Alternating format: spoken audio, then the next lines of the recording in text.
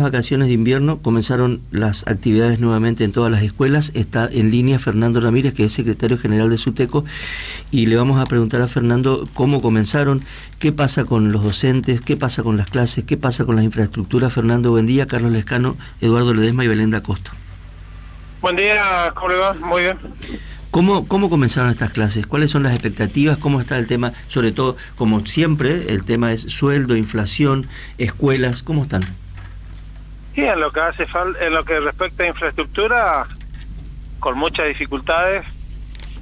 No hay que olvidarse que hay más de 50 escuelas y muchísimas obras que quedaron prácticamente paralizadas de diciembre del año pasado a hoy, de la asunción del nuevo gobierno. Con respecto a lo salarial, venimos con un atraso importante, producto de la fuerte devaluación que se dio de más del 200%. Ahí hay una recomposición, pero es insuficiente. No convoca a paritaria el gobernador ni la ministra de Educación, o el Ministerio de Educación ni de Hacienda. Y bueno, y por supuesto, con mucha angustia y bronca, porque tenemos un alumno menos hoy en las escuelas públicas correntinas. Estamos del sindicato y de otras organizaciones pidiendo la aparición con vida de Loan. Uh-huh. Duele muchísimo como padre, como miembro de esta comunidad, como correntino, que nos esté pasando esto, y particularmente porque un niñito es un niño que tendría que estar en la escuela y que se ve que está contenido y escolarizado, ¿no? Uh-huh. Bueno, parece que iniciamos así con esta sensación de angustia permanente. Totalmente. El tema, vamos por parte, el tema de los salarios. ¿Hay algún tipo de negociación pendiente? ¿Hay algún tipo de mesa posible? Ese es un punto. Bueno, al principio estamos con la paritaria nacional, que se rechazó los 400.000 pesos que ofreció el gobierno nacional como piso. En Corrientes estamos por encima de ese piso, pero tenemos que lograr unas metas. Estamos prácticamente rozando la indigencia con el salario inicial. El de máxima antigüedad no supera la línea de pobreza, por lo tanto me parece que hay mucho para trabajar en el tema salario. Uh-huh. Y de la manera en que el gobierno de la provincia implementa los acuerdos y demás que son anuales. Nosotros hemos pedido que sean mensuales mensuales todos los meses, con una cláusula indexatoria y pauta de recuperación del salario a partir de los ingresos que tenga la provincia. Bueno, nada de eso se puede dar porque se abren las paritarias o las reuniones a principio de año, después hay una o dos reuniones más y después todo son decisiones en forma unilateral por parte del gobierno provincial. ¿Y dónde está la fuga, Fernando? Porque el gobierno cuando habla, digamos, el fin de semana, antes del fin de semana que se anunció un aumento salarial, el gobierno habla de que está por encima de la pauta inflacionaria. Sí, pero veníamos con un atraso importantísimo. Hoy, si nosotros...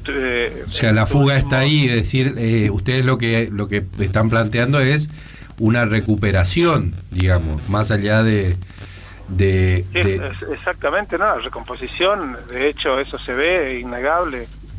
Uno simplemente tiene que googlear un poquito o ir a los distintos diarios y aparece la recomposición salarial. Cuando uno comienza a medir y a hacer sus números, hacemos los números. Nosotros por supuesto no hacemos los números de un semestre ni de un año.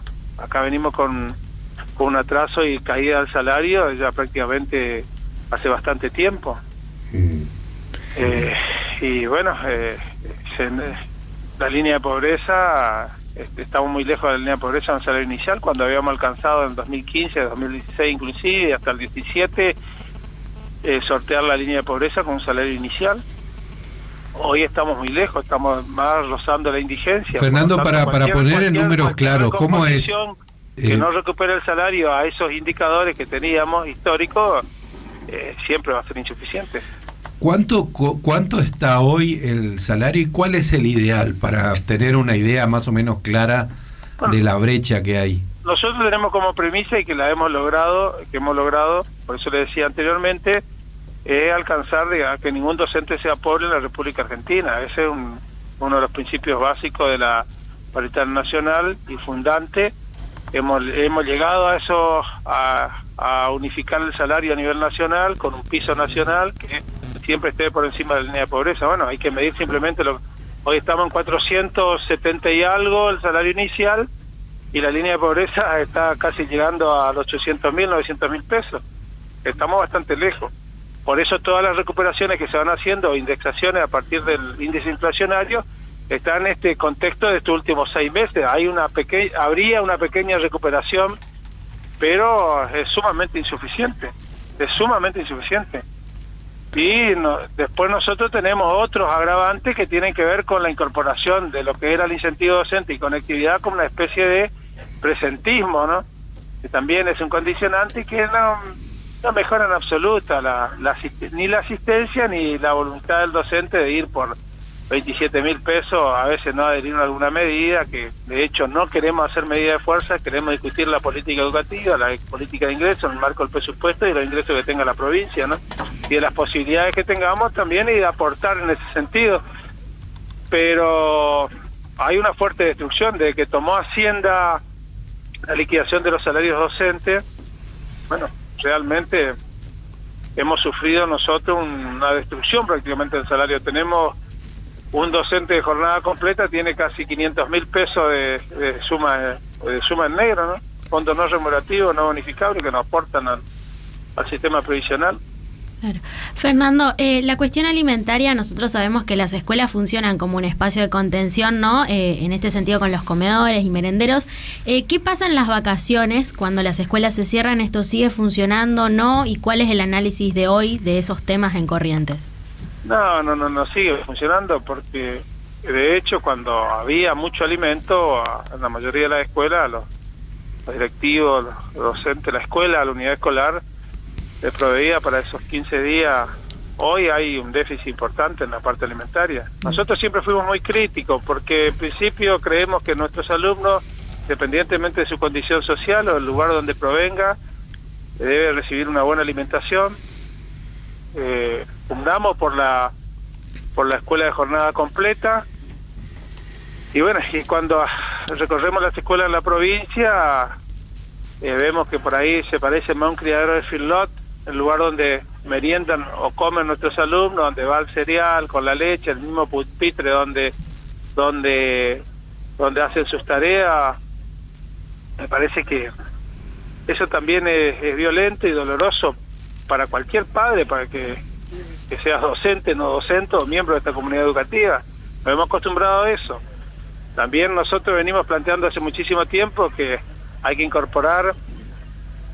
se deben incorporar más proteína, productos frescos, frutas a la alimentación de nuestros alumnos, y en estos tiempos hay un crecimiento de todos los comedores, ¿no?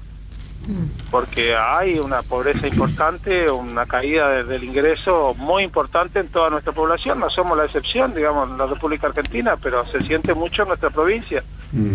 ¿Y qué comen, Fernando? ¿Por qué hablas de la dieta? Más o menos parecida a la mesa donde almuerza el hijo del ministro, del profesor, el que tiene un negocio, del periodista. Parece que nos merecemos una sociedad más o menos parecida para todos y que todos partamos de algún lugar, ¿no? Por supuesto. Por lo menos una mesa bien servida, y que la escuela produzca lo que por ahí en el barrio, en la casa, en el hogar no hay. Bueno, que nuestros alumnos tengan como referencia. Es una mesa bien tendida, bien cuidado, protegido en todos sus derechos nuestros niños, niñas y adolescentes. Parece que esas son las discusiones que tenemos que dar, ¿no? Y bajarse del pedestal de soberbia que por ahí hay algunos funcionarios que creen que esto es eterno y que pueden pasar la historia simplemente haciendo una buena gestión y teniendo una buena gestión sin ningún tipo de déficit, pero con estos problemas, digamos, que son estructurales y que forman parte, parece, del paisaje de nuestra provincia. Algunos no nos doblegamos a que esto no pueda cambiar, ¿no? Fernando, ¿cuál es la brecha ahí? Porque es un tema interesante eso. ¿Qué es lo que se está entregando en las escuelas como alimentación? Y cereales, leche. No hay proteína animal, doméstico, digamos, ¿a eso te referís con sí. proteína? ¿No hay proteína animal? ¿Cómo? Que no hay proteína animal. No, mira, nosotros estuvimos inclusive con algunas empresas que proveían o proveen todavía de los productos, y ellos mismos nos planteaban que ahí estaban las calorías mínimas, que faltan proteínas, que faltan frutas, que falta el dulce, el queso, falta todo lo que nosotros por ahí con un salario podemos darle y pretendemos darle a nuestros hijos e hijas. Parece que hay que partir desde ahí, porque si no es muy fácil hacer política, digamos, y o aplicar este tipo de políticas alimentarias cuando no son nuestros hijos, ¿no? Parece que el funcionario, aquel que está al frente de una cartera tan importante como educación, tiene que ver y proveer. Nosotros le hemos planteado a nuestra ministra de Educación, inclusive a partir de la crisis y el feroz ajuste que está ejecutando el gobierno nacional sobre las provincias y sobre los trabajadores en particular, ocupados o desocupados, articular con los comedores. Hay cientos de comedores en capital y en el interior de la provincia, miles, articular con el Ministerio de Educación, porque ahí hay que hacerse fuerte para darle la mejor alimentación, todas las proteínas, todos los nutrientes que nuestros alumnos necesitan, ¿no? Y después empezamos a hablar de algún tipo de calidad educativa, si no es muy difícil. Sí. Fernando, muchas gracias por estos minutos con nosotros. No, gracias a usted. Fernando Ramírez, secretario general de SUTECO, hablándonos un poco de todo, ¿no? No solamente de los sueldos, sino los edificios, de esta cuestión que nosotros nos ocupamos bastante, de todos los comedores, ¿no?